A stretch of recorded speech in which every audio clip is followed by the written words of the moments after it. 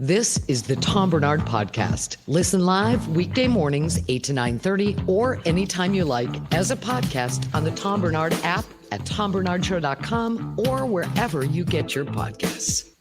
Don't tell me how to do it. It sickens me. Was she telling us how to do it? I forgot. Yeah, her typical demanding, bossy self. Demanding, bossy self. That's all there is, ladies and gentlemen. Get That's all on there the is app to it. and listen. What's that? Get on the app and listen. Get on the app and listen. Stop commenting. I don't want to hear your comments. Leave me alone. No, things are going very, very well. We were just talking about the fact that one of the stories this morning is, would you dip your pizza into guacamole? No, I would not. No. And you guys said the same thing. Yeah, no, I'm out. No. Again, and AJ brought it up. If you want a taco pizza, then get a taco pizza. Yeah.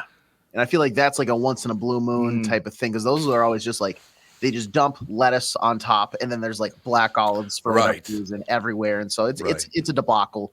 It's a once in a while. Mm-hmm. I once had a guy say to me, God, every day I get reminded of things like that, because he said he and his wife were arguing a lot, and it's become a debacle.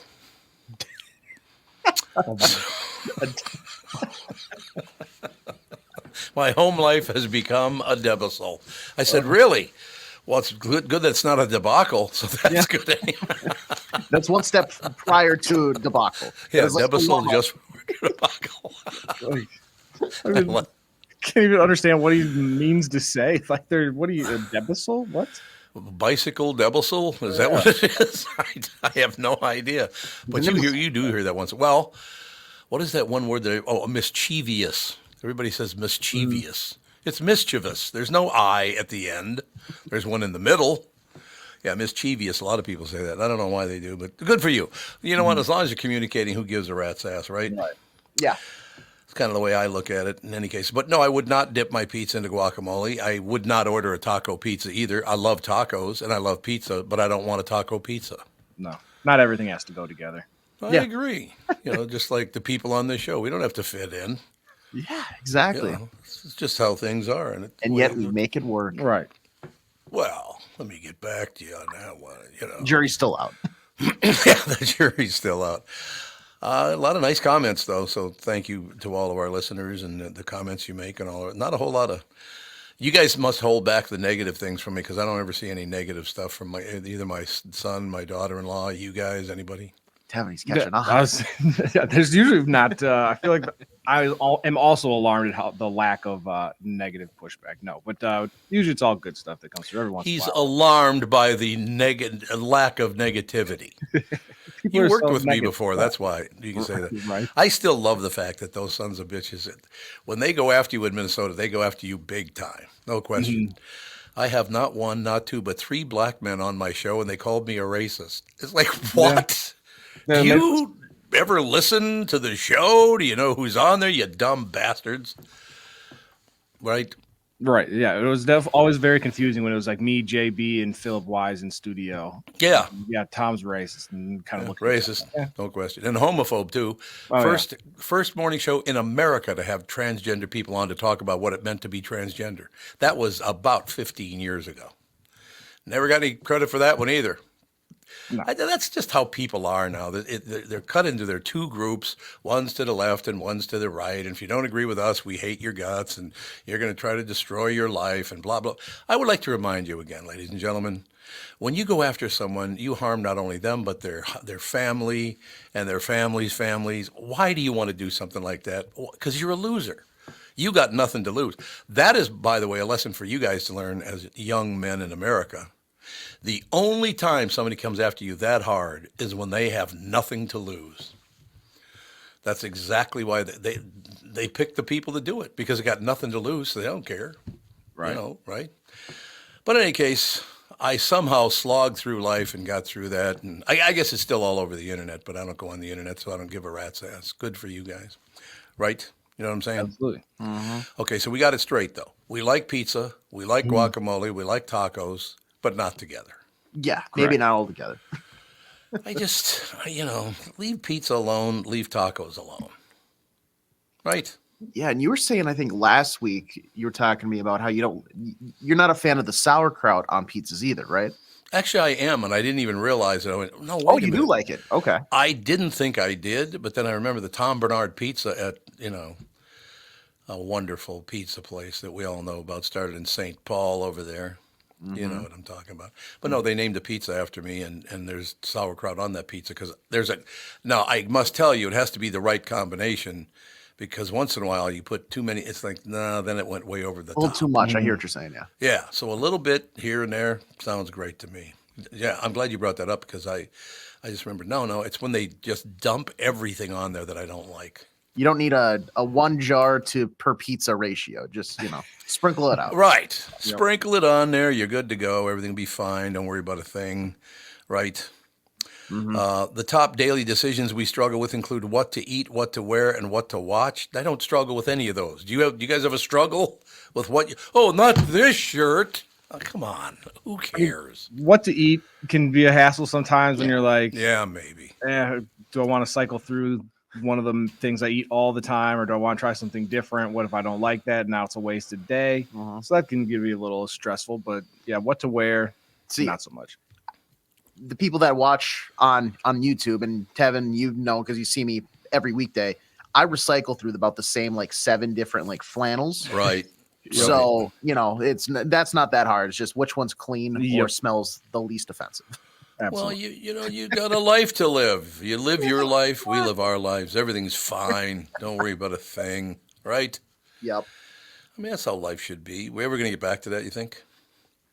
Maybe. No, it seems like people kind of get crazier every day. Like, did you see the Mona Lisa story? Unbelievable. Unbelievable. The most valuable painting in the world. Thank God they covered it up with unbreakable glass. Yeah.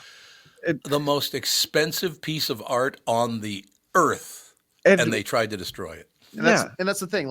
You didn't do anything except for ruin a janitor's day. Right. Exactly. And they go I was reading the story that said they threw, the pumpkin soup or whatever, and they stepped to address the crowd. And I was like, okay, maybe they have a really good cause that they're here to talk about. And it was do you want art or do you want food? Because they're trying to get food added on to Social Security or somehow whatever. Free food now? We should get free food too. They want some sort of free food. I didn't look too deep into it, but I was like, so you threw pumpkin soup on the Mona Lisa for no? I know.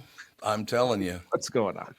I just seriously, where do you find time in the day? Aren't you out there trying to figure out what you want to do with your life? Because they were college students, weren't they? I think. Yeah, I just said there are 2 activists from some environmental movement. Activists. Do you understand the environment? Do you think they even understand how the environment works? Why what they're predicting is not going to happen tomorrow like they think it is? No. It's not going to happen. Relax. And again, if you want to be such a tough guy, and this was over in the Eastern Hemisphere because the Mona Lisa is over there, but you want to be a tough guy, why don't you go to China and Russia and start bitching at them about, hey, you're destroying the world. China opens a new oil rig pretty much every day, right? Yeah. Why aren't they over in China bitching about it? They're the ones that are destroying the earth. If they want to follow your environmental lead, go over there and bitch, not here, right? Yeah, it doesn't feel because I think they were specifically focused on. It sounds like the groups that they're in, they have different branches, and there was specifically looking at food for France or something like that. Yeah. But yeah, it feels like I don't know. There's a way to get your point across that maybe makes a little bit more sense to exactly what you're trying to say. But one of my favorite lines in a mafia movie, I don't remember what it might have been The Godfather actually, but I don't remember for sure. Hey, let me ask you a question, you guys. Where's Billy? Billy, you won't see him around here no more. Gee, I wonder what that meant. They pull out the oil drum they stuffed him in. Exactly right. All right, we do have to take a break. Be right back. Some Hunyuk. What's his name again? Some sports guy? Judd something? Jude. Oh, it's Judd? I thought it was Jude. Could be. Hey, Jude. Yeah. Let's do the sports. Oh, we're going to have, you know what? I got to get a hold of Schumacher and have him do it. Hey, Jude, let's do the sports song. What do you think? Yes. I like it. Yes. I like it. Judd, Jude, what the hell's the difference? I get called Tim about half the time. Hey, look, it's Tim. No, it's not Tim, actually, but you're close. You're only one letter off. I'm proud of you. Mike Lindell and MyPillow employees want to thank my listeners for all of your continued support. It was very nice of you. To thank you, they're having an overstock clearance and new product sale right now for the best prices ever when you use promo code TOM. And you get free shipping on your entire order. You get 50% off the MyPillow 2.0. Also get 50% off the brand new flannel sheets that just arrived and won't last long. 6-pack towel sets for only $29.98. And take advantage of the free shipping on larger items such as mattresses and mattress toppers. 100% made in the USA. On sale for as low as $99.99. Everything's on sale, from the brand new kitchen towels that have the same technology as the bath towels that actually absorb. They have dog beds, blankets, couch pillows, so much more. To get the best specials ever, go to MyPillow.com or call 800-516-5146 or use promo code TOM and you get free shipping on your entire order. So call 800-516-5146 or go to MyPillow.com and use promo code TOM. Is that text you're sending so important that you missed your turn? Is that text you're sending so important that you ran the red light? Is that text you're sending so important you didn't see the ball coming onto the road or the child that followed? Hi, I'm Mike Bryant from Bradshaw & Bryant. When you take your eyes off the road for even 4 seconds, your vehicle travels 100 yards. That's the entire length of a football field. If you absolutely have to text, you need to pull off the road somewhere safe and do it from there. Texting and driving is against the law and can cause serious injury or even death to you and others. Now that is important. We hope you're never injured in a collision, but if you are, please contact us. Find Bradshaw & Bryant, personal injury attorneys at minnesotapersonalinjury.com. Going farther with Mike Bryant on your side, seeking justice for the injured. Bradshaw & Bryant. You need to know a guy for your auto repairs, legal issues, banking, and more. Same goes for investment advice. You need a guy to help you be successful, someone you can trust who gets results. Well, I got a guy for you, a good friend of mine named Josh Arnold. Great guy. As a matter of fact, you can hear him on the Family Podcast on Fridays. Josh gives you straight talk, not sugar-coated advice about your financial situation.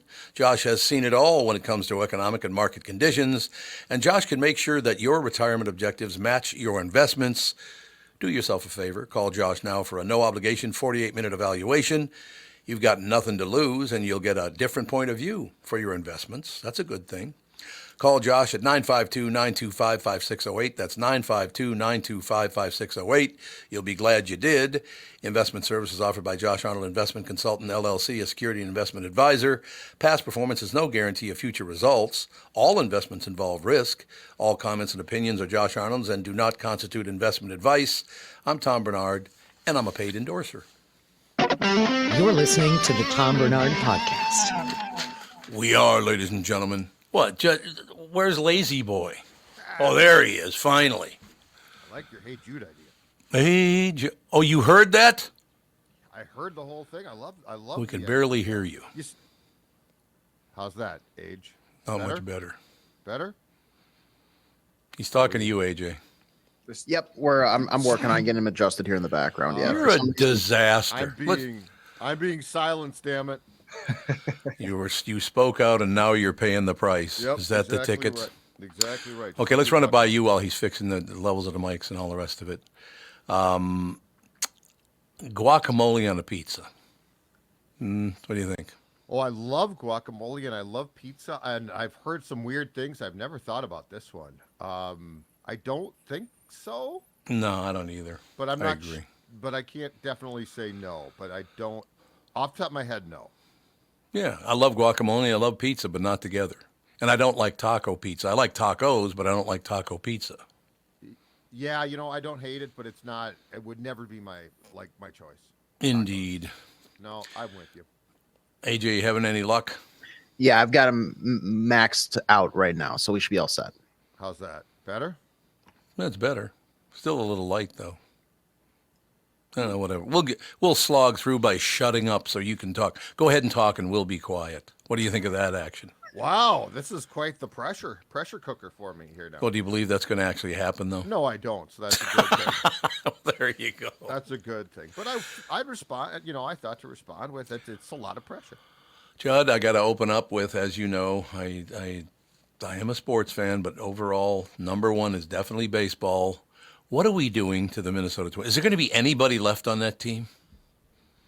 Yes, the answer is yes. There will be. You know what?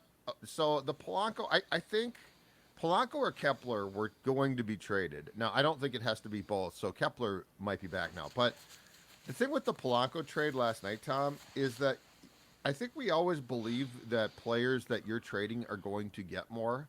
Jorge Polanco, actually, because he's been hurt so much in the last couple of years. Right. The return on Polanco, I don't think was ever going to be what fans thought, because I think I think the initial expectation was go get a really good pitcher for him. Well, no one was going to give. This is not Arise. Luis Arise, right? In his prime. So this one actually doesn't bug me. It bugs me that they haven't probably done more to improve their team, possibly. Mm-hmm. But so they, for those who don't know, they made a trade with the Mariners last night. Polanco goes to Seattle. Twins get back a couple of right-handed pitchers, a reliever, a starter, an outfield prospect named Gabriel Gonzalez, and then a pitching prospect named Darren Bowen. So, yeah, I don't think that. I think we were shooting higher for, you're going to get back a good pitcher, and yeah, you got back pitchers, but it's more quantity and a prospect probably that they were focused on. Even though it's one number higher than it should be, are they going to go 0-163? They'll lose one extra game because they suck so much?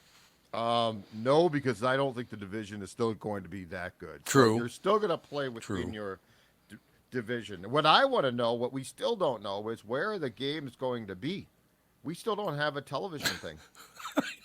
I'm more worried about that. Like they might go 0-163, Tom. But the good news is you won't have to watch one of those losses because you can't watch one of those losses. I don't understand what this is all. The Minnesota Twins, the only professional franchise since the Minneapolis Lakers that have ever won anything, and we just don't support the team. And I'm talking about the owners don't support their own team. Yeah. Well, this is a dicey one. The TV thing, but the thing about and this is not just a Twins thing this offseason, it's a league-wide thing. Right. The thing about this that gets me is this is going to be a short-term problem. Like, this is because media is changing greatly. So it feels like not spending because of this is a really harsh reaction to something that's going to be fixed. Like, they're eventually going to. It's just, what this is. This is sort of like when cable came along. Yeah, that's true. Well, yeah, like, it's absolutely. Just a different. It's just nobody really knows what form this is going to take, and unfortunately, the incumbent is bankrupt and probably at the end of the day not worth staying with. Well, late 80s, early 90s, Catherine and I lived on a farm out in Dayton, Minnesota, right? Mm-hmm. It was wonderful. Catherine rode her horses and stuff, and I just drove about 3 hours into work. But, don't worry about me. You know what I'm saying? Did you really drive 3 hours? Oh, my God. No, I did not. It was about 45 minutes, though, to get from. Okay. And, of course, Kristyn, when we moved from Golden Valley, he knew where I lived, which is far northwest of town. So where did he move the station? Over to the St. Paul border. Gee, thanks there, Steiny. Really appreciate it. I mean, honestly, what are you doing? I do miss 917 North Lilac Drive, by the way. A lot of psychopaths over there, if you know what I'm saying, in a good way. But yeah, when I was there, this will show you how different things have become. I get a call one day from, I think it was Midwest Sports, it was called at the time. Yep. They called me and said, Tom, we'd like to come out there and talk to you about, do you come to a lot of games? They said, we know you go to a lot of games. You're a huge Twins fan, all the rest of it. They came out and put about a 20-foot tower on the roof of our barn so I could watch the Twins games. That's how different it used to be. Wow. I mean, it was just it was weird because everybody goes, why do you have that communications tower on the roof? And I'm like, it's for the Twins game. And they're like, what? I said, yeah, I know. But it was wonderful. It was, hey, look, that's one thing. The KQ Morning Show was the Twins. Even though they were on CCO radio, KQ Morning Show was the Twins radio station. There's no question about there, or a morning show at least. Absolutely. We'll always love the Twins, but that's how this thing has always been happening, I guess, Judd, is what I'm trying to say, is they went from this to this to this, and then they went back over here. Then TV has always been a problem for this team. Yep. Well, and I think TV has always been an issue around the league too, because again, it changes so much. Other than the years and years that the Cubs were on WGN, and you could watch that on as a superstation, right? But you're right. The Twins have gone Midwest Sports Channel. I mean, if you remember, before it was Midwest Sports Channel, it was something called WCCO2. Yeah. And I remember when the Twins were was this in 80 when they were in the race in 84? There was a year that they were in it, and this is, long before every game was shown. And they were playing the White Sox. WCCO2 picked up the telecast of the White Sox game from the White Sox from Sports Channel. Oh, and sure.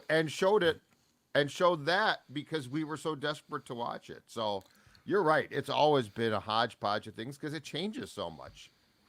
No question about it. Look, and here's something I will tell you. I can tell you over the years, Herb Carneal I just loved the guy. I thought he was magnificent. Halsey Hall was tremendous.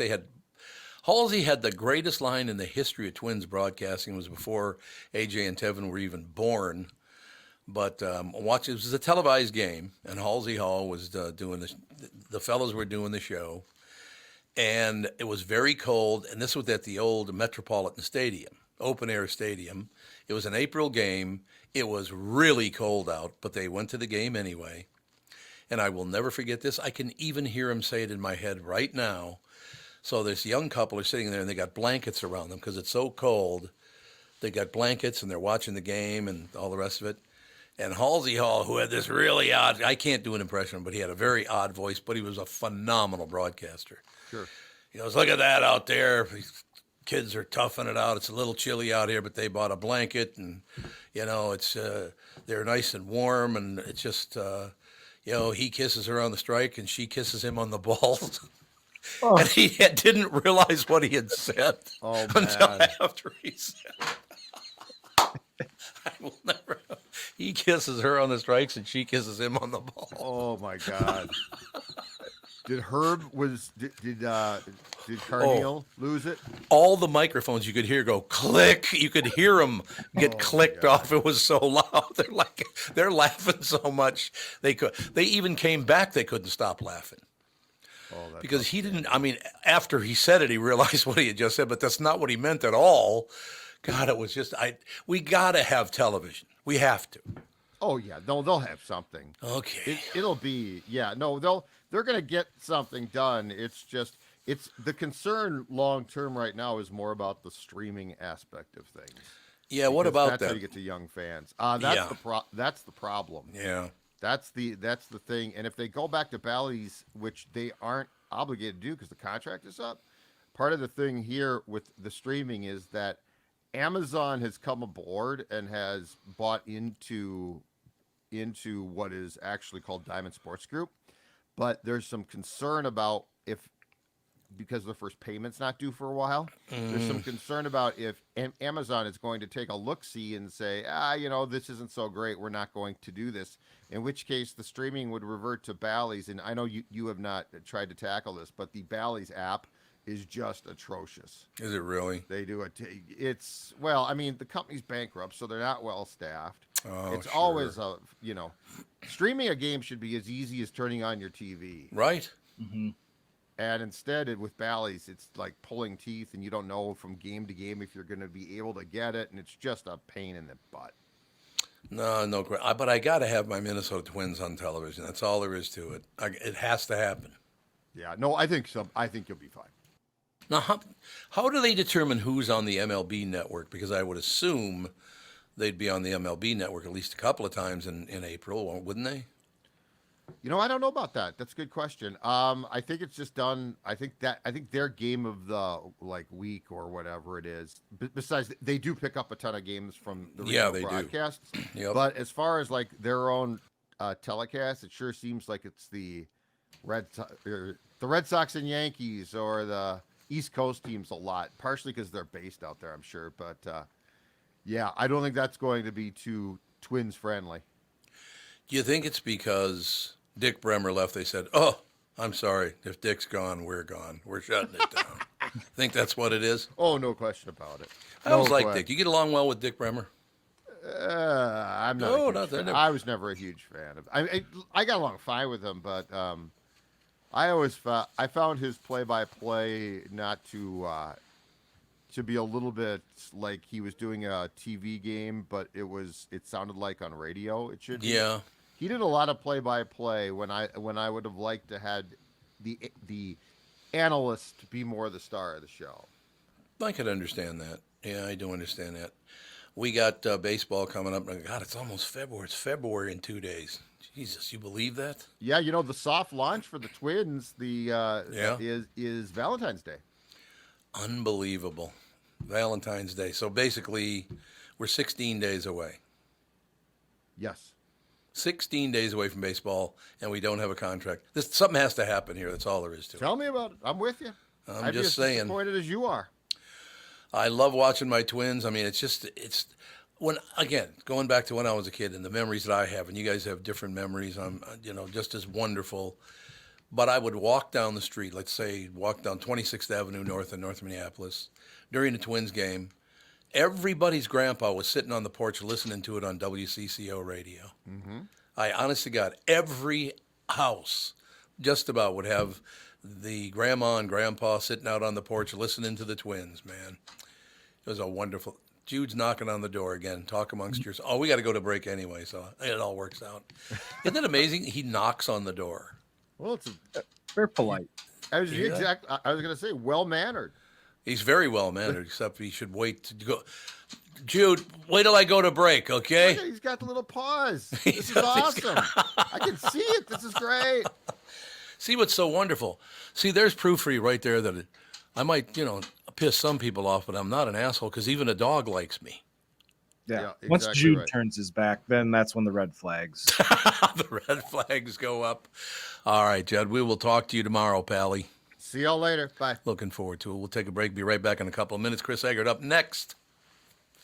You know the song Kokomo? It's supposed to be off the Florida Keys, right? Hate to break your Beach Boys bubble, but that's a fictitious place they made up for the song. Fortunately for the rest of us, the Florida Keys island chain are as real as the taxes you have to pay in Minnesota if you're a resident. Now that's a reason to move south. In addition to Florida and all of Monroe County being beautiful, the Keys from Key Largo to Key West are even more beautiful. This is Tom Barnard, part-time Florida resident myself. And if you want a second house or a new retirement home or want to become a Floridian, may I suggest you contact Matt Carlson from One Key West Realty. Matt grew up in Litchfield. He's a super real estate agent when it comes to finding your tropical island space in the Keys. He lives there and here, and Matt knows what's best in Key West to buy. For your second home in Florida, Matt teamed up with fellow Minnesotan from Sartell and Alexandria, Kristen Eklund, who's one of the top mortgage brokers in the country from Coast to Coast Mortgage. She'll get you the financing you need to buy a home in Florida or in Minnesota. Matt's part of the Lake Sotheby's International Realty Group here in Minnesota, and Kristen, his mortgage colleague, lives and works in the Keys, so they both know the Florida Keys' new and existing homes for sale and are Minnesotan through and through. Contact them by heading to onekeywest.com. That's onekeywest.com. Jim Paul of Valley Buick GMC has a mutiny on his hands. His sales crew said they've had it brooming snow off the new Buicks and GMCs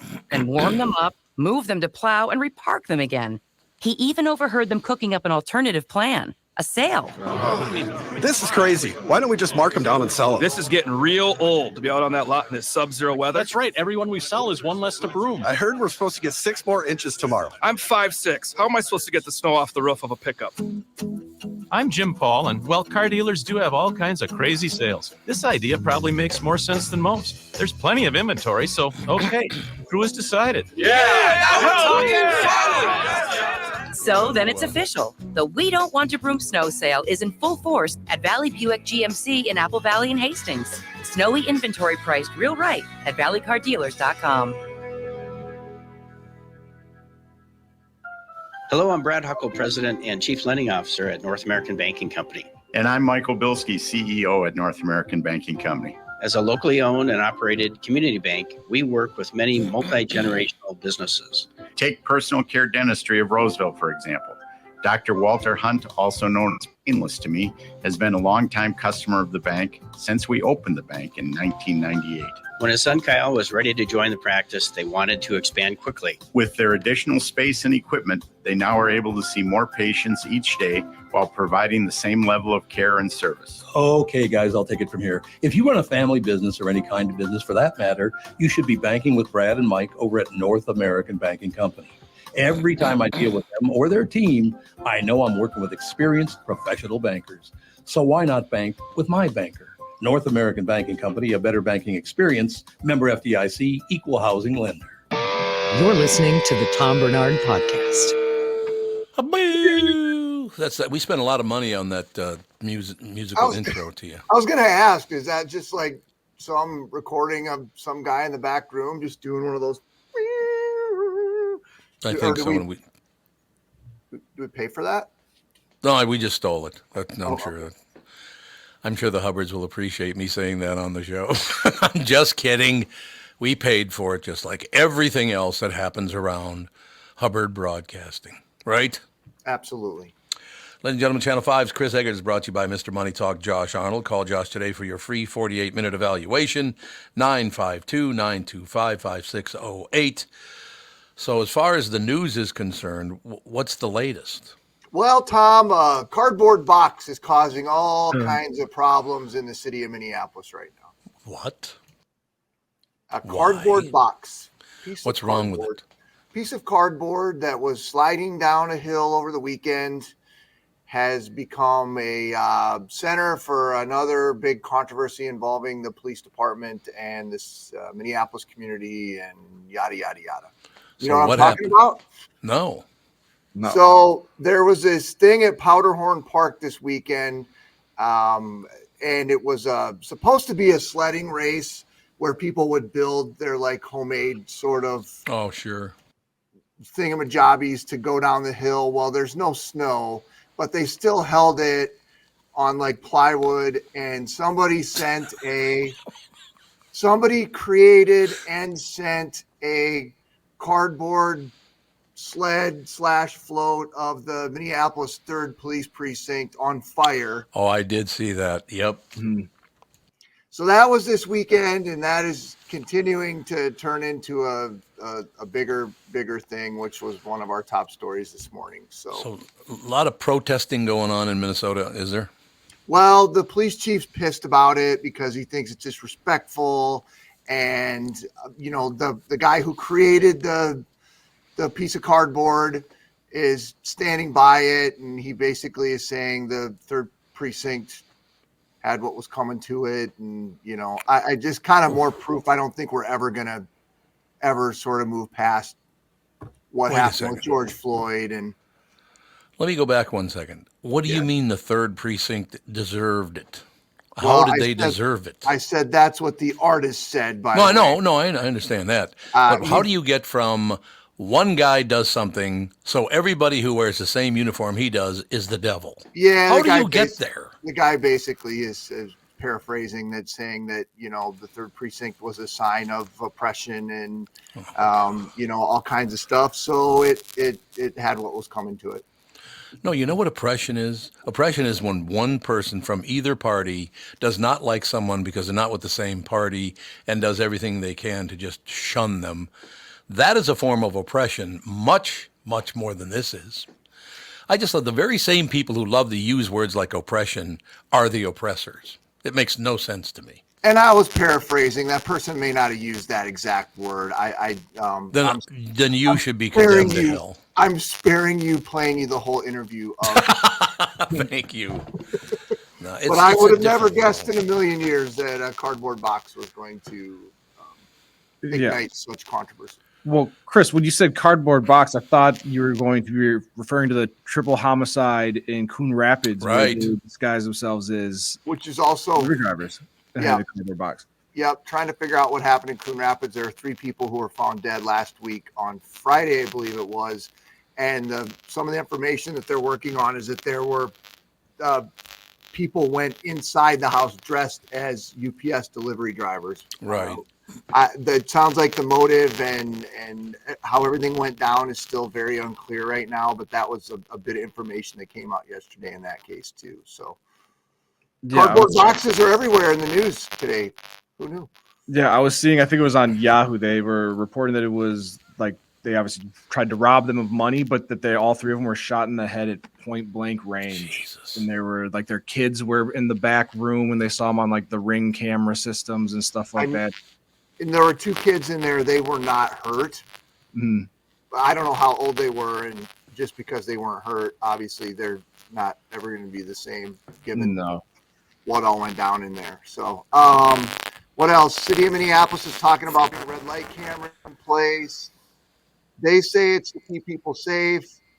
I always, anytime we start to crack open that can of worms, you also got to look at, I mean, ultimately, I'm sure it'll keep people safe, but I also feel like it's going to become a revenue stream, right? Like red light camera in Minneapolis. And so that'll be interesting to see how that all plays out. But that moved a step forward too, which that was one of the stories we had in the news. So we just learned something just now. You know what we learned? What? That if your mic crackles, if you talk loud, it'll blow up and stop crackling. So if it happens again, I'll go, "Hey, Chris, just yell something." Was I crackling? Yeah, you were. It was a StreamYard issue that for some reason your mic had like echo cancellation on, and so I just had to like toggle that on and off, and it fixed itself. So it was a weird. Yeah, way to go, Chris. I have a new effect I can put on with my. It's self auto tune. I can just do that. Yeah. Oh, okay. Just T-Pain your way through the news. Unbelievable. That's all I have to say is unbelievable. Did you let the dog in, Tom? Yep, he's laying here right next to me. He's sleeping. Otherwise, I'd pick him up and show you. He might be the cutest dog ever born. It is a pretty cute dog. I've seen pictures. Judy. He's a good boy. No question about it. Judith, Judy, Jude. He's got Jujubee. He's got all kinds of names. There's got lots of names. That's good. That's good. Got lots and lots of names, but it's just, but you know, like I said, I just love the fact that he knocks on the door, so I'll let him in. I think pretty good. Pretty good. We got our dogs to ring a little bell when they want to go out the front door, which I have no idea how they started doing that. But I feel like that's one of the greatest things I've ever accomplished in my life is to be able to get the dogs to go over and hit their nose on the bell before they go out. Right.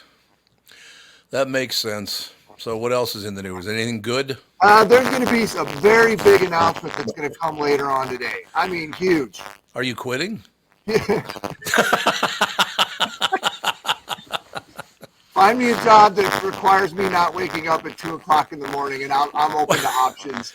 You know what's weird about that, Chris? Honest to God, it took me months because I got up at 3:15 in the morning for 37 years, right?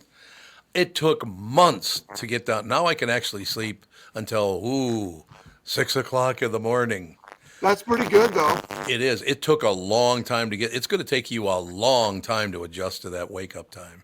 Well, the great news is I don't see any opportunity for me to not be doing this shift for any time soon. So my sleep schedule should be cemented right where it is.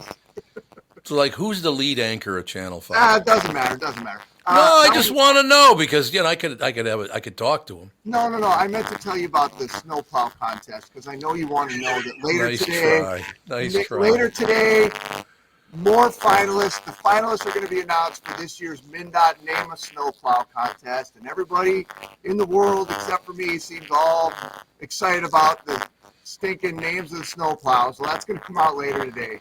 Well, they're going to get so much work this year plowing all that snow. Yeah, right. Make sure they're named properly before they hit the streets. That's so annoying to me. I don't know why. I guess I hate fun.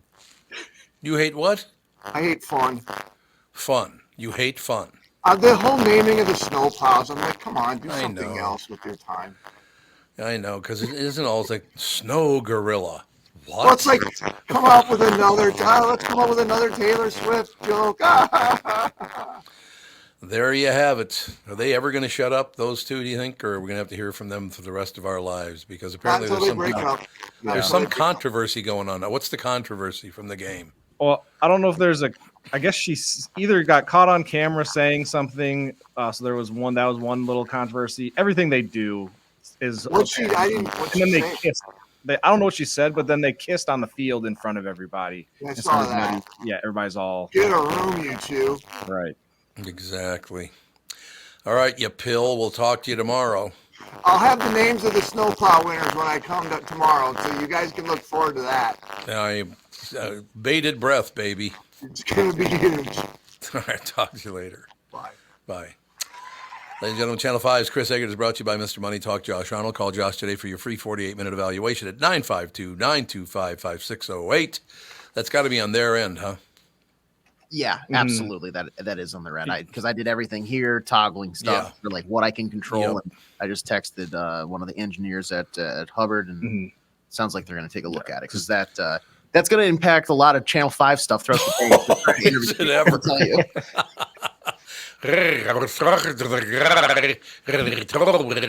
Yeah, that's a little annoying, just a little, but it sounded like he was trying to order like a blizzard through a Dairy Queen drive-thru. Well, that's true. It's Chris Egert live from the bottom of the Mississippi River here.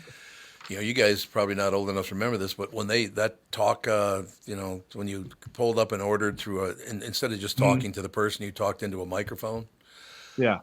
Those things fed back for about the first 3 years. He would go, "Welcome to McDonald's." It's like, Jesus.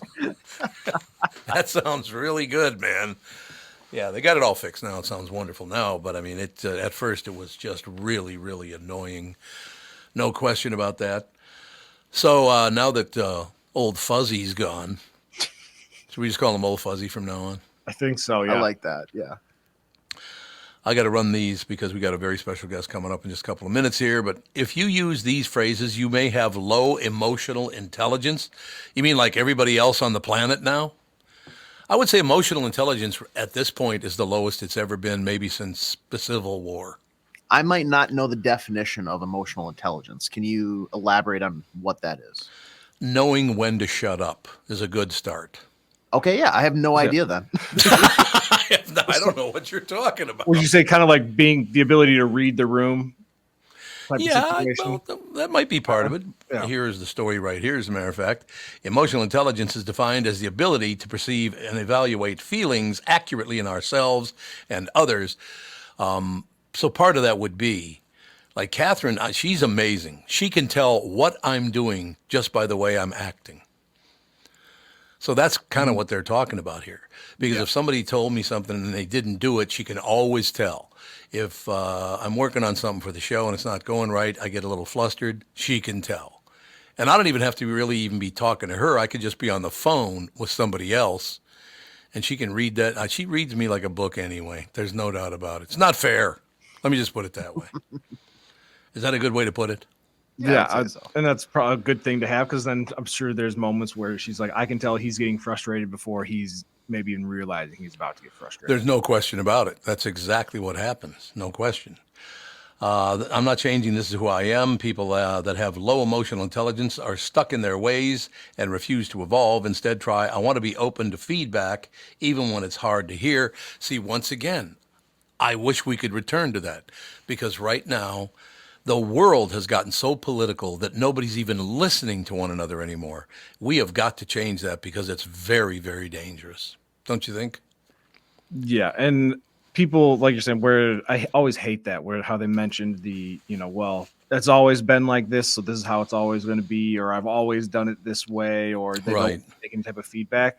It's like, I would rather, if I'm doing something wrong or if I upset you, like, let me know, so that way it's not a regular thing, because now you're just going to talk about that while I'm leaving the room, rather than, hey, we could just end this all right now, because nobody Right. Yeah. Right. I don't care how you feel. If you disregard other people's feelings, you most likely have low emotional intelligence. Try this instead. I'm sorry you're feeling upset. How can I help? I don't know if I throw in the how can I help part. I'm sorry you're feeling upset is enough. Don't say, how can I help? Get away from me. That's how you can help. Yeah. Right? Yeah. No need to create a burden for you. Right. Exactly. Yeah. That's exactly right. It's your fault I feel this way. Oh, I love that one. It's your fault I feel this way. If you have strong emotional intelligence, you don't blame others for your feelings. Try this instead. I'm feeling emotional right now, and here's why. And finally, you're just wrong. Emotionally intelligent people focus more on understanding each other's experience and recognizing nuance. Try, I want to hear your perspective even when I don't see things the way you do. Can you help me understand why you're feeling this way? Okay, now that one right there is the key to it all. Because politics in the world, and certainly in America, has gotten to the point we never, ever do this. You're just wrong, right? I want to hear your perspective, even when I don't see the things the way you do. Can you help me understand why you're feeling this way? Instead of going, oh, you're a Democrat and you're a Republican. Well, I don't want to talk to either one of you because you're both disgusting. It's like, well, wait a minute. Why do you feel the way you do? And on the other hand, turn to the other person and go, why do you feel the way you do? You've had different lives. You're different people. You can't have the exact same thoughts in your head. When are we going to get back to that? Again, it's a form of assimilation, and I know people get so pissed off at me when I use that word, but I'm never going to stop using it because we do need it. You move toward one another, not away from one another. That's the only way you're going to survive. We keep going the direction we're going, this whole thing's going to blow up in our face. There's no doubt about that. You don't want that to happen, do you? No, not at all. Then, like you're saying, the whole like help me understand your point of view so that way we can, move forward together. That's the approach a lot of more people need to take. I love it. There's no question about it. So everybody, let me just put it this way. I talked to Tevin, I talked to AJ off the air, and all three of us wanted to just say, shut the hell up and get away from me. What do you think? Is that a good start? Not like, I'd say 80% of the time, that's usually a good frame of reference. The other 20% is when we're feeling emotionally aware. Yes. Yes, that's exactly it. We will take a break right here, ladies and gentlemen. Eli Roth, I love his work, man. The home entertainment release of new horror film Thanksgiving, of course, released on January 16th on digital. It's on Blu-ray, DVD starting, matter of fact, it usually starts about 2 o'clock in the morning, so I'm assuming it started at 2 o'clock this morning. Eli Roth will be our special guest right after this.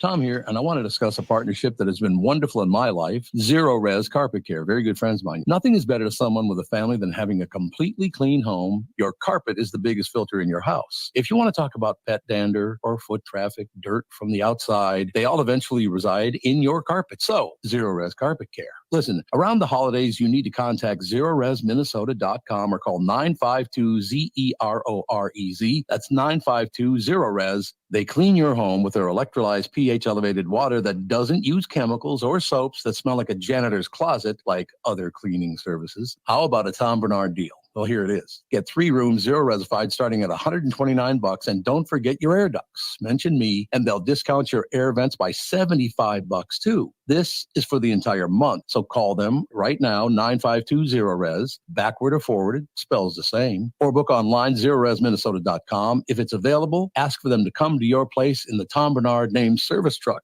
What an honor that was, by the way. Just mention me by name and get the special deal to get your home clean and your heart happy. Zero Res Carpet. This is Bob Sansevier, and I want to tell you about Dave Bialke from Bialke Law. Dave represented my wife, Mary, when she had a significant workplace injury. She was very happy with the job Dave did. If you have a work-related injury and have Dave represent you, I'm betting you'll be happy too. Dave is a down-to-earth guy. He grew up in northern Minnesota, rides a Harley, and worked various jobs doing concrete, electrical, plumbing, roofing, and carpentry work. Dave works for people with work-related injuries. If you work construction, or anywhere for that matter, and you're hurt or even just hurting, you should talk to Dave. Let's face it, our bodies wear out. If your body is worn out from work, if your knees or back or shoulders hurt from things you do at work, do what Mary did. Call Dave and talk to him about it at Bialke Law to set up a free initial consultation. The number to call is 763-571-2410. That's 763-571-2410. Or visit bialkelaw.com. That's BIALKE law.com. You know the song Kokomo? It's supposed to be off the Florida Keys, right? Hate to break your Beach Boys bubble, but that's a fictitious place they made up for the song. Fortunately for the rest of us, the Florida Keys island chain are as real as the taxes you have to pay in Minnesota if you're a resident. Now that's the reason to move south. In addition to Florida and all of Monroe County being beautiful, the Keys from Key Largo to Key West are even more beautiful. This is Tom Barnard, part-time Florida resident myself. And if you want a second house or a new retirement home or want to become a Floridian, may I suggest you contact Matt Carlson from One Key West Realty. Matt grew up in Litchfield. He's a super real estate agent when it comes to finding your tropical island space in the Keys. He lives there and here, and Matt knows what's best in Key West to buy. for your second home in Florida. Matt teamed up with fellow Minnesotan from Sartell and Alexandria, Kristen Eklund, who's one of the top mortgage brokers in the country from Coast to Coast Mortgage. She'll get you the financing you need to buy a home in Florida or in Minnesota. Matt's part of the Lake Sotheby's International Realty Group here in Minnesota, and Kristen, his mortgage colleague, lives and works in the Keys, so they both know the Florida Keys' new and existing homes for sale and are Minnesotan through and through. Contact them by heading to onekeywest.com. That's onekeywest.com. This is the Tom Barnard Podcast. And it's really a dramatic intro, don't you think? What do you think about that? Yeah, pretty darn dramatic. Yeah, very, very rock and roll. No question. Let me know when Mr. Roth's ready to go, if you would. Yeah, we're just still waiting on the call here. Not a problem. We'll slog through somehow. We'll try to get through. You know what I mean? Absolutely. 118 new emojis are on the way. What? How? I have a question. Yeah. I don't know much about emojis. I don't know how many there already are, but there's 118 new ones. Emojis there are many different things, but mostly they're little faces, aren't they, in different forms and shapes and that? Yeah, well, they count, like, so they'll have flags for pretty much every country, cake, numbers, so it's a lot. But primarily the faces is kind of how it started, yeah. It's all the faces. Yeah, that's what I thought. I don't know much about them. They're kind of cute and all the rest, and the kids like them and all that stuff. But how would you come up with 118 new ones? Haven't they got it all covered already?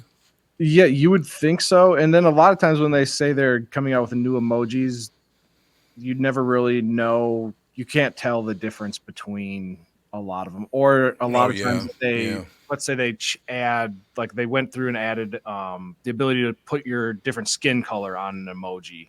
And so they counted that as, we've got all these new ones, but those are the same ones now with just different shades of skin. So this could be something like that as well.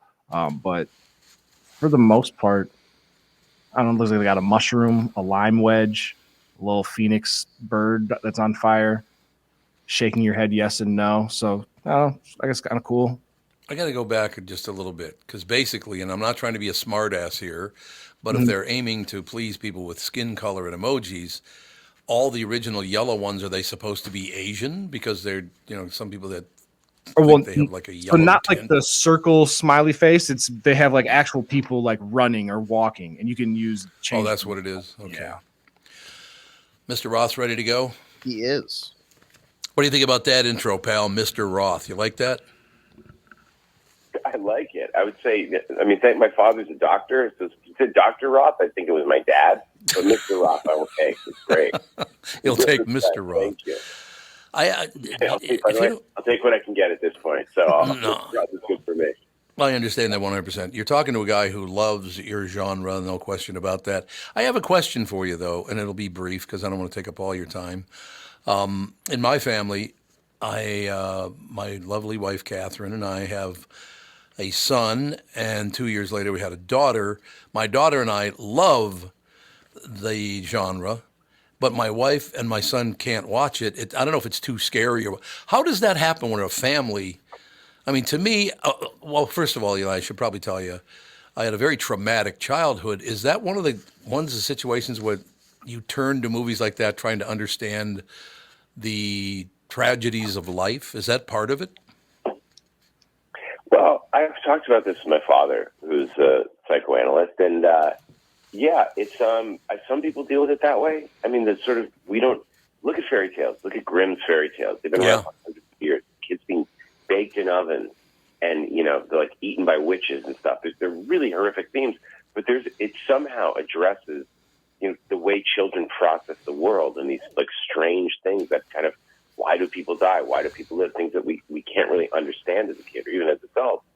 So I think that horror movies, I've always believed they're like fairy tales for adults, and that death is the undiscussable subject. And also think about it. In real life, we're not allowed to be scared. Right. You walk around screaming. You have to go to your job. You have to put on this mask. And so when you watch a horror movie, it's like for 90 minutes, you can just scream and let it out. And it's like why we go on a roller coaster, why we go to sports events, to feel that emotion and let it out. Like going to a horror movie says you can be scared for 90 minutes, but you're not a coward. It's fun. And it's very cathartic. So actually people feel great. Crime goes down when horror movies are out. Like people really really love horror. So it's not that they like seeing sick things. That everyone's had that moment where you look at your hand and you're like, uh-oh, what's that spot? Is this someone? How am I? We're all going to die. And horror movies are just another way of kind of discussing and confronting death and making it palatable and kind of fun in a way. It's a way for us to sort of laugh at death. I think that's a wonderful description you just gave. It's exactly what I was looking for, Eli, because I've been a fan of ever since I was a little kid. And as a matter of fact, this is my last comment, and I want to hear all about Thanksgiving. There's a young woman comedian, a young black woman. We went to a movie. It was what's the name of the character that drops the ring into the canyon? It's in one of those, I don't know, what are those things? Frodo? Yeah, right, okay. And there's at one point he drops a ring into the canyon, and the woman I was sitting next to, she was on the show, so we went, hey, let's go to a movie. So we did. Drops the ring into the canyon. She, at the top of her voice, says, bitch, do your job. So she got involved in the movie, Eli, is what I'm saying. Great. I thought it was unbelievable. That's when you know you got him. You want people screaming and cheering and completely engaged with the movie. That's the most fun thing. That's exactly my point. She was... When you're making a horror movie, if people are sitting there passively not reacting, you're like, uh-oh, something's wrong. But when they scream and cheer and they're like, don't do it, don't do it, don't do it, that's when you know you got them. And that's kind of in the editing and kind of the testing process. You can see when people are screaming at, when they're yelling at the screen versus checking out and looking at their phone. You want them yelling at the screen. That's good. Yep. There's no question about it. After a Black Friday riot ends in tragedy, a mysterious Thanksgiving-inspired killer terrorizes Plymouth, Massachusetts, the birthplace of the holiday. I want to hear all about Thanksgiving. Eli Roth with us, ladies and gentlemen. So tell me about the movie. How did it all start? Well, I grew up in Massachusetts, and my best friend Jeff Rennell and I were obsessed with slasher movies. So this is kind of the golden age of slasher, when every single holiday had its own horror film, whether, sort of with Halloween and Black Christmas and Silent Night, Deadly Night, My Bloody Valentine, and Happy Birthday to Me. They would take any event and turn it into a horror film, and they never did Thanksgiving. And Jeff and I, every year, were like, where's the Thanksgiving horror movie? It didn't make sense to us. So we kept saying, like, oh, one day they'll make it, because there's this great day. And then they never did. And so, for years, Jeff and I would talk, from the time we're 12 years old, about what we would do with a Thanksgiving slasher film. And then the movie Grindhouse, Quentin Tarantino and Robert Rodriguez said, hey, we're going to do this thing called Grindhouse. We're going to do all these fake trailers. I want you to do one. And I said, oh, I've got it. It's Thanksgiving. That's the one that that's the slasher film that never got made. It's the one I've always wanted to do. And we had the kills and we shot it. And it turned out so great. We're like, yeah, now we don't have to make the movie. It's perfect. We did all the best parts. And then for years, the fans would kind of badger me going, where's Thanksgiving? What happened to Thanksgiving? We thought you were going to do Thanksgiving. And I didn't really know kind of what the movie was. We just had these crazy kills. And then I started seeing those Black Friday trampoline videos. And that's when I thought, okay, there's something here. This is interesting. Because, what you need is that inciting incident that kind of starts off the killer's rampage, but also a theme, the theme of greed, this idea that we're all supposed to be so thankful on Thanksgiving. We sit around going, I'm just happy for just what I have. I don't need anything. And then, 2 hours later, you're trampling each other for a waffle iron. That's really interesting horror. So, the themes of greed, and it gives the killer a reason and kind of a manifesto. And, you're guessing along at who the killer is. And then it's just giving people the best time they've had in movies in years and great kills. And, I always, every time I do a kill in a horror film, I'm like, oh, this is my chance to do one of the great classic all-time kills. So, I'm a student of the genre. I love the genre more than anything, and I want to outdo myself every time. And, I'm really lucky the fans responded. It's hard to get a new movie going in this day and age. It's really hard. New mythology out there, but the fans, came out and really supported it, and we're lucky enough that we're going to get to do another one. No question. I know we only have you for one more minute, and then you have to come back some other time for about an hour because I got about 8 billion more questions to ask you. Love to. But why is it that some people love, my daughter and I love horror films, my wife and our son do not like them, and there doesn't seem to be anybody in the middle going, oh, they're okay. It's either you love them or you don't. But those are the best things, right? I mean, it's like some people, like my brothers, my younger brother's so into hockey. I was so into baseball. My older brother's so into basketball. It's like, it's just your taste. It's your sense of humor. It's kind of who you are. So I think that, like, you and your daughter love them. I know that girls in particular love horror movies. Yes. You know, there's and there's been a lot. Like, Carol Clover wrote a great book called Men, Women, and Chainsaws that explores this. But there's, you know, I've talked to girls extensively about this. And they're like, first of all, we look at the movies as like a survival manual of like what happens. But also, it's very different for women going out in the world. And my wife says this. My wife's like, you don't know what it's like. Like, she's Italian, and she's like, these guys in Italy are scary. Like, every time I walk through the square or go to my car, you feel vulnerable. So there's something about like watching, and the women always survive. You know, they're the final row, they're the survivor. There's that kind of satisfying feeling of like, oh, if this killer was after me. But there's something inherent. She's like, every time you're a woman, every time you leave your house, you're in danger because someone can overpower you.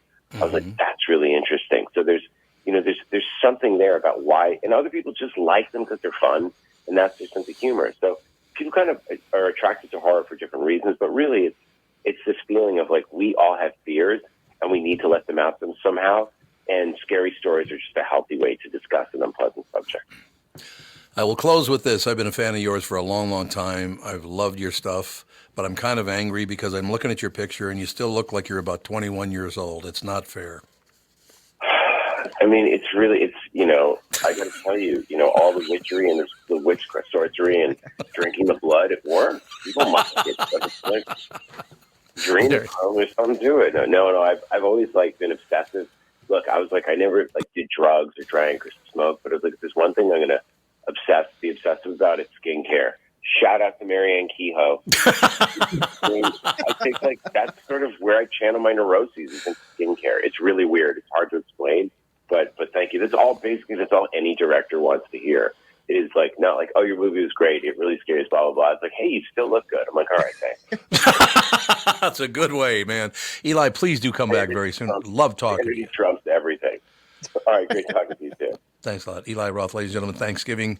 It is on digital now. And as a matter of fact, it's across the board on digital and Blu-ray and DVD. That usually kicks off, 2 o'clock in the morning on the release date? They do it about 2 in the morning, right?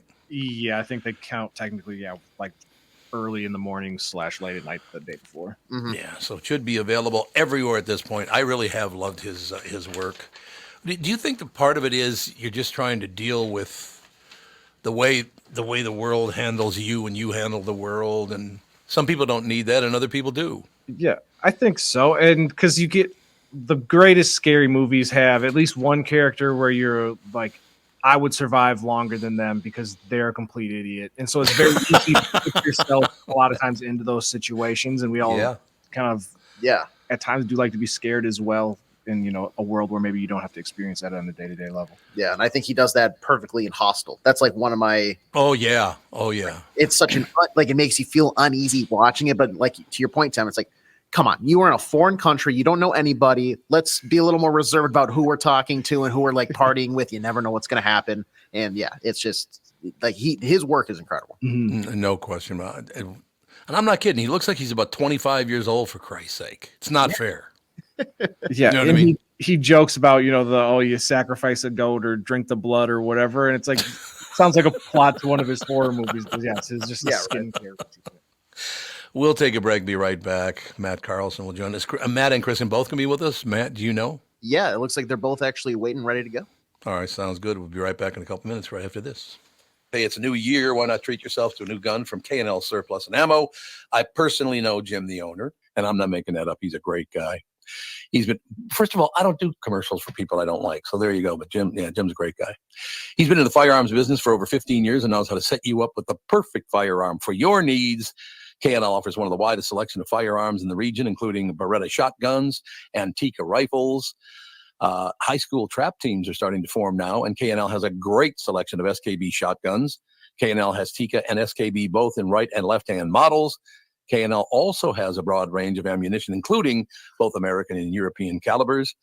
If you have a collection of guns that you'd like to sell, call Jim at K&L so he can help you get the best price through his network.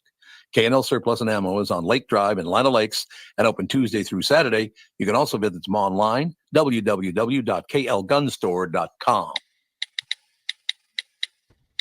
Is that text you're sending so important that you missed your turn? Is that text you're sending so important that you ran the red light? Is that text you're sending so important you didn't see the ball coming onto the road or the child that followed? Hi, I'm Mike Bryant from Bradshaw and Bryant. When you take your eyes off the road for even 4 seconds, your vehicle travels 100 yards. That's the entire length of a football field. If you absolutely have to text, you need to pull off the road somewhere safe and do it from there. Texting and driving is against the law and can cause serious injury or even death to you and others. Now that is important. We hope you're never injured in a collision, but if you are, please contact us. Find Bradshaw and Bryant, personal injury attorneys at minnesotapersonalinjury.com. Going farther with Mike Bryant on your side, seeking justice for the injured. Bradshaw and Bryant. You have all helped support MyPillow and their employees in these tough economic times. Mike Lindell knows this and continues to give back to listeners with great deals on his most popular products. Right now, you can save 50% on Queen and King pillows and the original My Slippers, and the MyPillow 6-pack bath towel sets are back in stock. The proprietary technology makes them extremely absorbent, yet still provides that soft feel you look for in a towel. Set comes with 2 bath towels, 2 hand towels, and 2 washcloths. Regular price is $79.98, and for a limited time, you can get this 6-pack towel set for only $39.99 with promo code TOM. That's a 50% savings. So go to MyPillow.com, use promo code TOM to save 50% on the MyPillow 6-pack towel sets. That is just $39.99 for a set. This deal will not last long. Enter promo code TOM for this special and many more. You're listening to the Tom Barnard Podcast. We are back, ladies and gentlemen. You guys just missed Eli Roth. You guys like Eli Roth movies? The scary movies that he makes? Oh, can they not hear me? Hello? Oh, hi. You can hear me. There you go. I can hear you just fine. No problem. Matt, can you hear us? I can hear you. Can you hear me?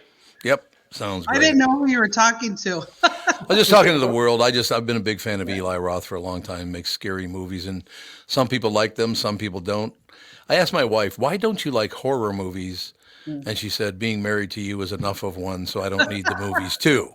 Oh, that's awesome. Which is just the way it goes. Now, I understand in just a few weeks, you're going to have a very special guest in the Key West area. Is that correct? Huh. Who is that going to be? Hey, who could that be going to this Italian restaurant over, Yeah, Matt, Kristyn, looking forward to meeting you guys in person. Absolutely. Oh, that's going to be so fun. I can't wait. No, it's going to be unbelievable. Did we set a day yet? Well, I know that my son, I'm working with him on a lot of, redoing a lot of things and this, that, and the other thing. And I think he leaves on the 24th of February. So it'd be the few days after, whenever it works for you, either a few days after that or the first couple of days in March or whatever will work for you. I'll come on down to South Florida and have a magnificent time. Terrific. How's the weather? Works. Oh, good. I'm glad that does work for you guys. So how's the weather been down there lately? Well, Matt, you went for a run. You take it away. Yeah, I get up almost every other day, and I run from my house to the airport and back, which is a perfect 6 miles. And when I do, I try and take a couple nice pictures and post them and send them to Kristyn. And today was the best running day this year. Yeah, it was. If you leave at like 5:30, it's pitch black, so I can get to right by the airport around 30 minutes later. The sun starts coming up, and come on back home. Then I got back. I spent an hour and a half trying to get the perfect setup in my backyard for like a nice outdoor scene for the show. You'll laugh. It was all set to go. The sun moved. The dog next door started barking, and the other neighbor started doing construction. So I moved the whole works inside. Yeah. Oh, by the way, did you happen to? I don't know, Kristyn. Can you see Matt right now, Kristyn? Yeah. Yep. Do you think he set up that camera just perfectly so you can see? Let's say you're in northern Minnesota right now, and even though they don't have a lot of snow and all the rest of it, it's still a little chilly. So you're looking at all these green leaves right behind Matt, and the sun's shining, and it looks beautiful. There's a little bit of a breeze. Did you set that up on purpose? No. He goes, no. Of course not. I'm like, yeah. he called me about, I don't know, an hour ago, and he said, I'm getting all set up. And I said, I'm out walking the dog. I haven't even showered yet. I'm trying to quick get ready. As you can see, I couldn't curl my hair today. You're fine.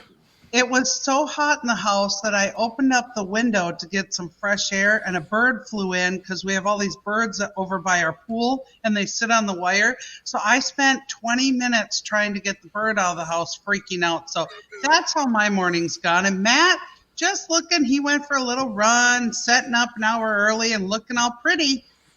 Oh, he is pretty. Isn't he pretty, Yeah, Kristyn? he's pretty. Oh, just look at him. And he's not arguing. You know, here's what I love about him. Most guys would go, oh, come on now. He just sits and goes, hey, you're right. I'm not going to argue with you. I mean, whatever. I'm not arguing with you. So what's the latest? Everything going well?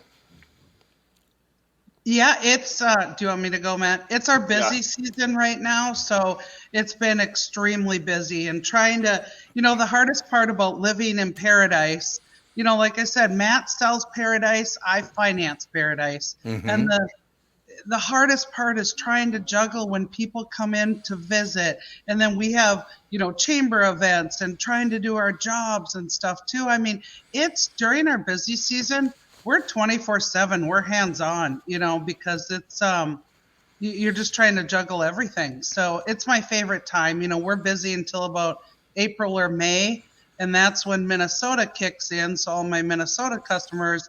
So I'm busy 12 months of the year. So is Matt. So it's a little different for us down here. Yeah.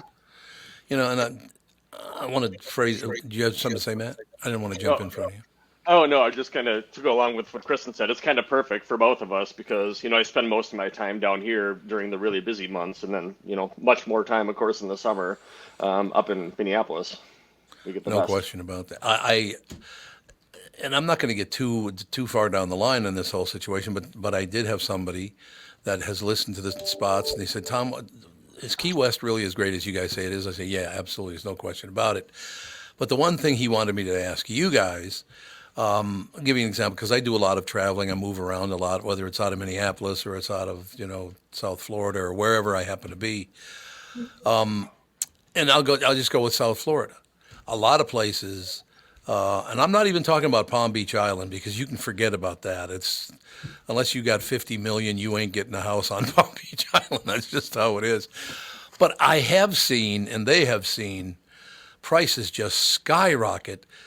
Part of that, I suppose, is a lot of people are leaving because of taxation and all the rest of it. It's one of the things about living in Florida. Could you just take a minute or two? There is no state tax in Florida, right? Right. Okay. Now, in Minnesota, they're talking about raising the for the higher end people, the state tax to 15%. I mean, that's a lot of money. So, and I don't think there are some magnificent mansions in Key West and all the rest of it, but I'll give you an example. Catherine and I, a couple of years, well, not more than a couple of years ago, it was about 10 years ago, something like that.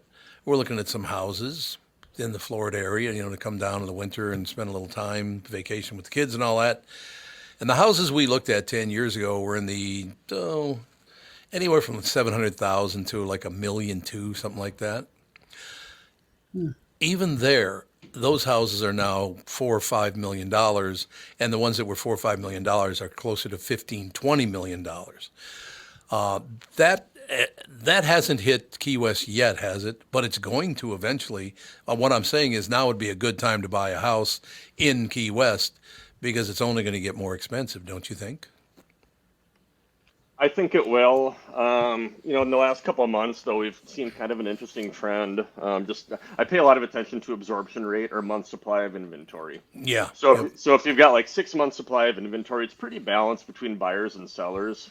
But around it was basically 6 months between June and October, and then October it started really going up, and at the end of the year we were at 8 months of supply. So it's kind of tipped the corner to where it's a buyer's market down here again. Really? Yeah. See, that's great. Yeah, it is good. And the volumes kind of stayed, kind of the same right along there. But I think a lot of people are putting their houses on the market to try and get something. And once people come back down to planet Earth, they can actually get a buyer. Here's something I found really interesting, though. If you look at the entire 13-county metropolitan area in Twin Cities, it's like 1.7 months of supply. It's completely opposite. It is a strong seller's market up there. So, So, days on market have been up, on the upward trend down here. I think that it's going to become pretty balanced. People with the $3 to $5 million properties, I think that they're going to get more realistic because there's a lot of those coming on the market. Not much on the low end, not much under $1 million. Sorry to call that low end, but our sweet spot is like. It is here. Our sweet spot, on the low end, you can buy a condo that's decent for like $600 in Key West, or you can spend $6 million. That's the sweet spot right there. There's something everywhere in between those two. But I think that you're going to see some regression on the upper end, and I think that the lower end is going to maintain very strong. A lot of that happened, and I know we only got about a minute left here, but a lot of that happened when they tried to claim that Mar-a-Lago was worth $18 million. I don't think you could buy the sidewalk going up to the house for $18 million. Somebody's telling me that place is now worth hundreds of millions of dollars. Would you agree with that? I don't know anything about the real estate up there. Well, you see, that is a tough. See that now that shows you're a true professional, Matt, because you go, I don't know enough about the market, instead of just going, I'll answer you. You said, no, I don't know. But I don't know. I suppose growing up as a kid, I remember somebody owned a $30,000 house, boy. That was a very, very big deal to have a house for $30,000. That was a huge deal, but it's a different world now. What I'm saying to people is, and I'm not trying to scare them into anything, but Key West is a magnificent place. There's a lot of privacy. You've got your own deal. Everybody's happy for you because you're walking down the street with beautiful weather. But to me, and one of the reasons that I'm coming down there, because Catherine and I are looking to place, to get a cabin or whatever, is now to me is the time to buy because it's only going to get more expensive. Wouldn't you agree? Here's the only thing I would say about Monroe County is we have restrictive growth down here. The population today is what it's going to be continuing to be. You can't just buy a piece of land in Big Pine Key or something and build a house on it just because it would seem like you can. They cannot let the population grow that much. Oh. What is that all about?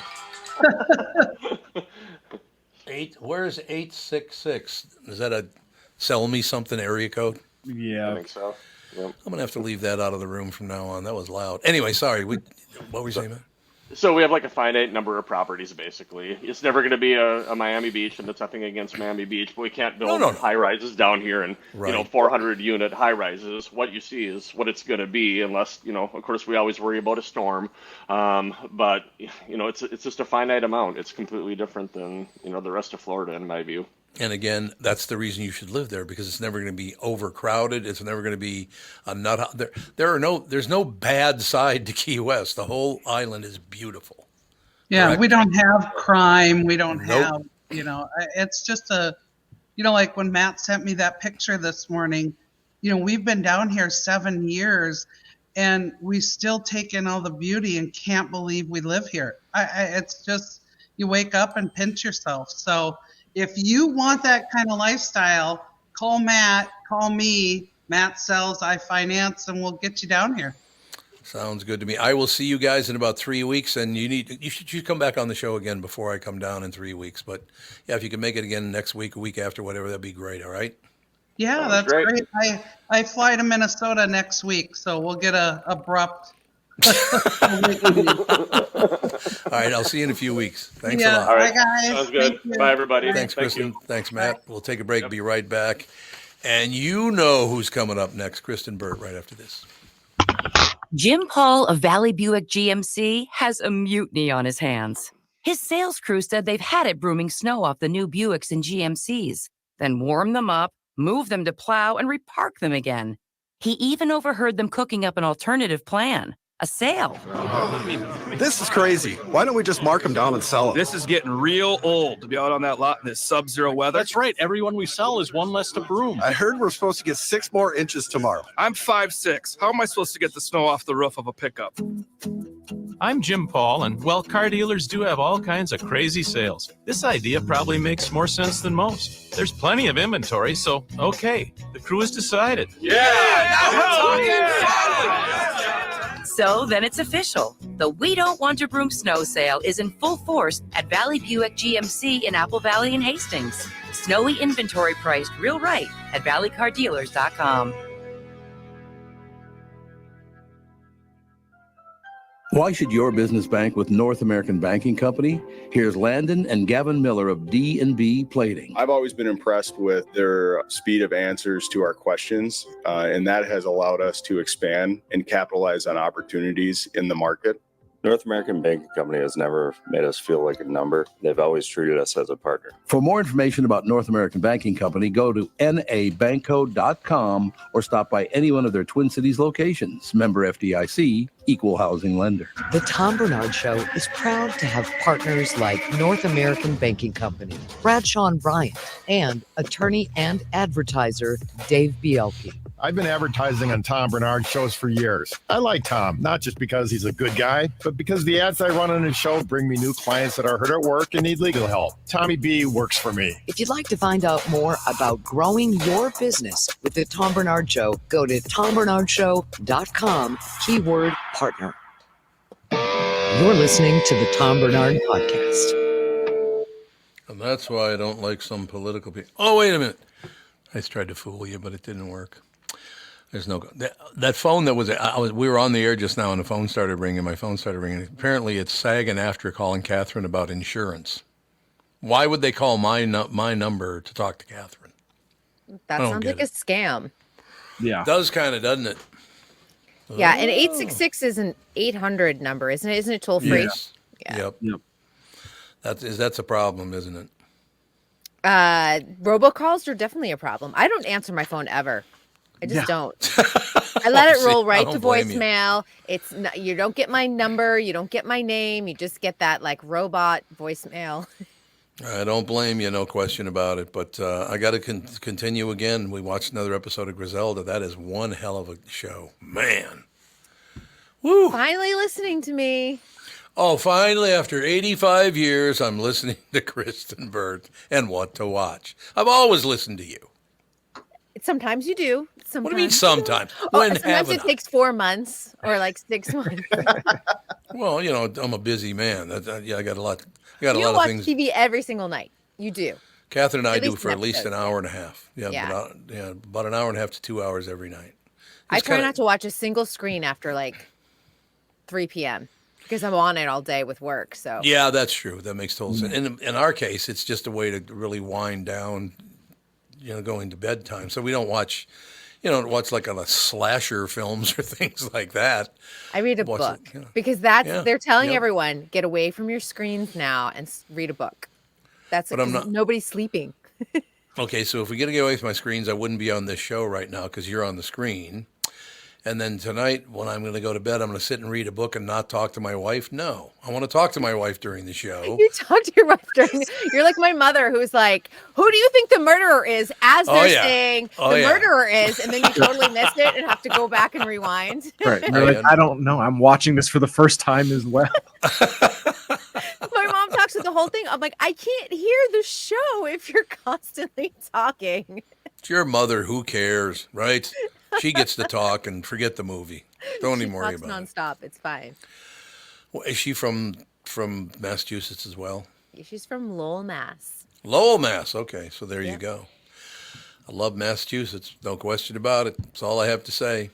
So what's new in your life, sister? Well, I thought of you this morning as I was watching all the Super Bowl commercials that are suddenly released, Oh, which yeah. is weird because the Super Bowl Yeah. is still a week and a half away. But Kate McKinnon has a Super Bowl commercial, and I was like, "Oh, let her sing just to get to Tom."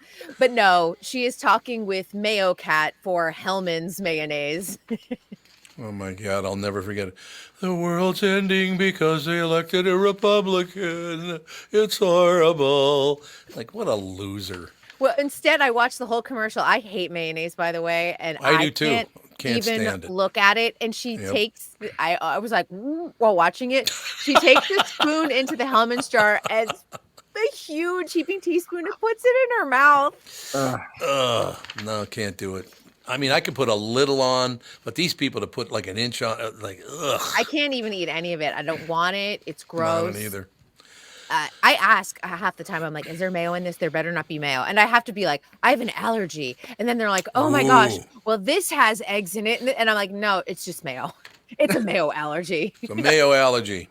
Kristyn Burtt Entertainment News brought to you by North American Banking Company. Go to nabankco.com to learn more. Member FDIC, equal housing lender. Bill Ski at North American Banking Company is a big fan of Kristyn Burtt. That's all I have to say. Well, I appreciate them. It's true. Sponsoring the segment every day. Yeah, what do you think of that action? So, what am I supposed to watch? What was that again? Well, we were talking about the Super Bowl commercial. So Kate McKinnon, yes, right. The Beckhams have one for Uber Eats. And then Elf Cosmetics has one with a whole bunch of cameos. But Suits, some of the cast from Suits is in there. And Ronald Gladden, the guy from Jury Duty, who we cannot stop talking about because he is popping up absolutely everywhere now. I understand that, no question about it. I just, I don't know. I didn't care for Jury Duty. I'm the one person who didn't like it. It made him very rich because he went from being a solar contractor to now having a deal with Amazon. The show was nominated for an Emmy, so he showed up at the Emmys. He's got this Super Bowl commercial. I'm like, he is finding a way to stay very relevant. So I'm fascinated to see what his next career steps are.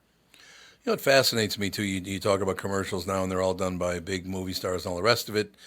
And I remember back in the day, the closest thing to a movie star I cut a commercial with back at, the beginning of my career was Margaret Travolta, John's sister. So you were John Travolta adjacent. Yeah, John Travolta adjacent with Margaret. She's a very sweet person, by the way. Very nice. That's so. And now, regular actors, it used to be such a big deal to book a Super Bowl commercial because it was good money, it was good exposure, and now you are lucky to be in the background of a Super Bowl commercial and working as an extra because it is all celebrities at this point. And those are the first 3 that have been released. I'm sure we're going to see a ton coming. And for me, I'm always surprised what the strategy is. I'd love to hear from someone from advertising on this because I watch the Super Bowls. I like to be surprised, and that element of surprise doesn't exist anymore. But I'm wondering if they try to get as much bang for their buck by releasing it early because people don't watch commercials the way they used to. Mm-hmm. Yeah, well, that's a good point. That is a really good point. And I do remember that happening. Like I said, I had a nice... When I was just doing voiceover, it's kind of nice because I woke up every day at about 10 o'clock in the morning, and then I just, went to work, and I talked into a microphone like I do anyway, and it was a hell of a life. I tell you what, doing voiceover is a great way to live, but unless you're a movie star now, you ain't going to do it. And all the good stuff anyway. All of my friends who work in voiceover as a career and for a living, they've all gone... There's a term where you can sort of like be in limbo between the union and non-union called financial core. They've all had to because so much of it has been is non-union work now. It's so limited with the union work. So well, because they're paying the announcers so damn much, these movie stars so much money to do their commercials that they can't afford anything else. That's all they can afford. For the regular guy. Yeah, nothing left for the regular guy. Typical movie star pains in the ass. That's all I have to say. Yeah, and he was kind of Matthew McConaughey was the first movie star that I remember that really started doing a lot of commercials because it was his with Cadillac or Lincoln. There we go. Yeah. And it's so funny because there was a time where actors would go overseas to Japan and make, at the time, like $1 million for a commercial. Now that would be like nothing. They wouldn't get out of bed for less than probably 10 million. But then every once in a while, like as, YouTube became popular, you would start seeing these old Japanese commercials like leaking onto the internet. And it started to be, that's when the industry really started to turn and actors were like, oh, I can do a commercial. It's fine. Or it's like movie stars were like, oh, I can do TV now that streaming is cool. So interesting how that has all shifted. But looking at some of the old Harrison Ford commercials, I think he did like a whiskey commercial or something similar to that. And when you see them, they're really, because they're culturally, they're just different than American commercials too. But seeing Harrison Ford, who at the time would never have thought to do a commercial, was doing them a lot overseas. No, I used to work with his dad, Chris, all the time. Chris Ford was a great guy to work with, no question about it. It was a whole different world back then, I'll tell you that. It was magnificent. Yeah, it's just wild to see the big shift in the industry and how rapidly it's changing and how rapidly it changed over the past year of even just us talking about it. You're like, oh, well, that was like, pre-pandemic, post-pandemic, pre-strike, post-strike, and how that shifts for all of us too. I suppose you got any other tips coming up on shows? Because so far you're batting about 1,000. I haven't watched one. 1,000 in 2024. Yep. Just for people watching TV tonight, just so they know, Quantum Leap comes back with their mid-season start up because they had early part of their season was actually done ahead of the strike. This is the second half of their season that was done after the strike. So they're back tonight on NBC. Anyone who watches Vanderpump Rules, it is back. The Scandival on Bravo. I don't have Britt here to share that excitement with because all the rest of you are like, what? But I am going to a Vanderpump Rules party tonight, so be excited for me. Okay, I got to work, but other than that, don't worry about it. I know, exactly. But, one thing to look for on the horizon, I think we're going to get a lot of celebrity documentaries, ones that I'm kind of fascinated in. Celine Dion's documentary was just announced today. That'll be showing up on Amazon Prime at some point this year, kind of following her journey with stiff person syndrome. Because nobody's really known what's been happening behind the scenes. And the really big documentary that came out of Sundance, and this one, can't wait to see it. It's Superman, the Christopher Reeve story. Oh, that'd be good. I think that's, it looks like Warner Brothers is about to purchase it. So it will likely turn up on HBO and Max at a certain point. But, it, not only does it follow Christopher Reeve's journey from being Superman into his journey as a quadriplegic after his horseback riding accident, it also dives pretty deep into his friendship with Robin Williams. And for people who didn't know, they were roommates at Juilliard, and they both kind of became famous at the same time. And Glenn Close is telling a story about in the actual documentary, a quote came out like Christopher Reeve would pick him up. He would like fly to wherever Robin Williams was in his plane because he was a pilot, pick him up, and they would go on an absolute bender on the weekends. Deliver him back. Boy, I never did that. Oh my gosh. I mean, I love those stories though, because like, the perspective of drinking and drugs back in the 70s was so different to what it is in 2024. So just to hear like the benders people used to go on is wild. And Christopher Reeve had such a straight-laced, conservative, reputation, and Robin Williams was a wild man. So you kind of see the yin and the yang to their friendship. And are you saying he would like fly in, pick Robin Williams up, and then fly out to go have a bender, or was it in the city? They would like he would take them somewhere. Like they would go like let's say Robin Williams is in New York. He'd pick them up in New York and be like, let's go to Miami for the weekend, and they go to Miami or wherever. Crazy. And then fly him back, and that would be awful and like hungover. But that was their friendship when they were single and really famous. Yeah, it's bad enough being hungover in college and finding your way back to your dorm or to the dining center to get some food or something. I couldn't imagine now, like, I'm gonna fly us hungover back to New York so I can get back to wherever I am. Oh, that'd be terrible. But, it's so funny because it makes you think like fame is such a strange thing. And then your best friend is famous at the same time. And you both have the same access to money and power and women and all of that. So they probably tore up the town. It probably did. All right, sister. We'll talk to you tomorrow. All right. See you guys tomorrow. Thanks a lot. Kristyn Burtt, ladies and gentlemen. Entertainment news brought to you by North American Banking Company. Go to nabanco.com to learn more. Member FDIC, equal housing lender. Hell of a show today, fellas, and we will talk to you tomorrow.